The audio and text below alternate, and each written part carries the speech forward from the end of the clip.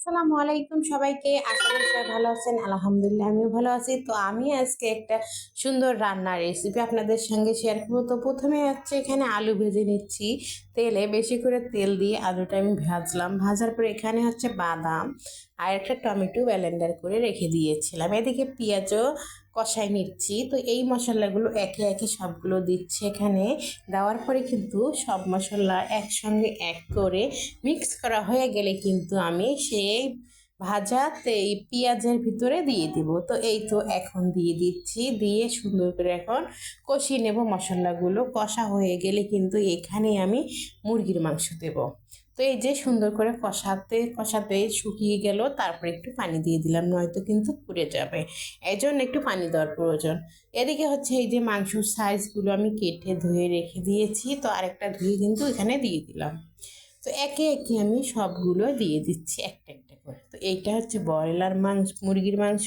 তো এই মাংসগুলোর সাইজ একটু বড়, একটু মোটা হয়। এর কারণে কিন্তু একটা মুরগি আমি 8 পিস করেছি। কারণ হচ্ছে এত বড় এক পিস রাখলে কিন্তু খেতে পারবে না বাচ্চারা, এই জন্য একটু ছোট সাইজ করলে খেতে পারবে। তারপরে তো এই তো এখন সব কিছু দিয়ে সুন্দর করে এখন আবারও আমি কষিয়ে নেব কিছুক্ষণ।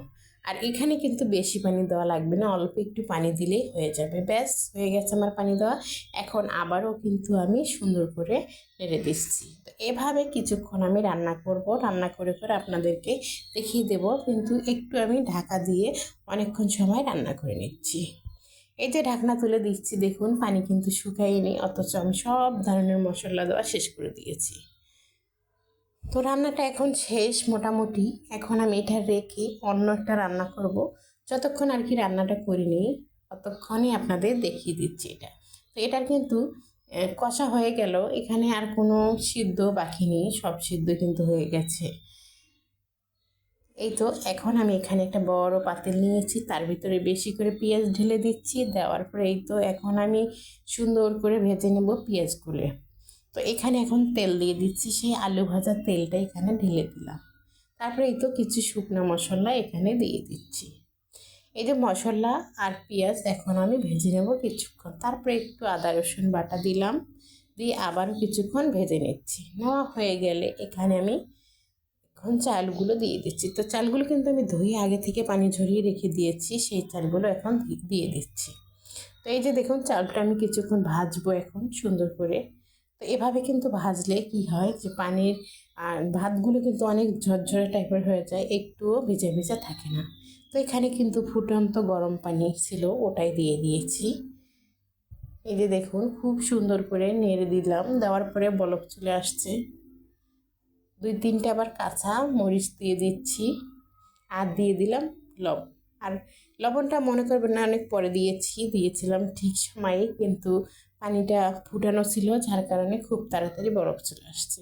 এখন কিন্তু পানি সব শুকিয়ে গেছে। এখন আমি এই যে মাঝখানে একটা গর্তর মতো করে নিলাম। নেওয়ার পরে এখানে সেই মুরগির মাংসগুলো ঢেলে দিলাম।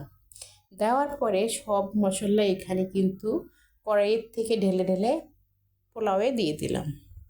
দেওয়া হয়ে গেলে ভাতগুলো আমি উপরে তুলে দেবো, আর মাংসগুলো রেখে দেবো ঢেকে ঢেকে ভিতরে।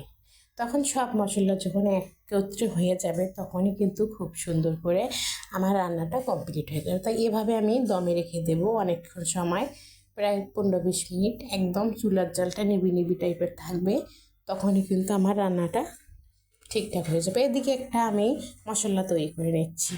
তো এখানে হচ্ছে পেঁয়াজের বেরেস্তা আর গুঁড়া দুধ। এটা দিয়ে কী বানালাম জানেন আপনারা? জানি না জানেন কি না। তো এইটা কিন্তু আমার এখানে দেওয়ার কথা ছিল, কিন্তু আমি ভুলে গিয়েছিলাম, তাই দিতে পারিনি। এখন অবশ্যই আমি দেব, সেটা পরে দেব, সেটাও আপনাদেরকে দেখিয়ে দেব সেটা আমি কোন সময় দিয়ে দিচ্ছি। তো ভুলে গিয়েছিলাম এই জন্য, কিন্তু দিলে খুব সুন্দর লাগতো। তারপরে দেখুন খুব সুন্দর করে ডেকোরেশন করে নিচ্ছি। নেওয়ার পরে এই যে এটা এখন দিয়ে দিচ্ছি।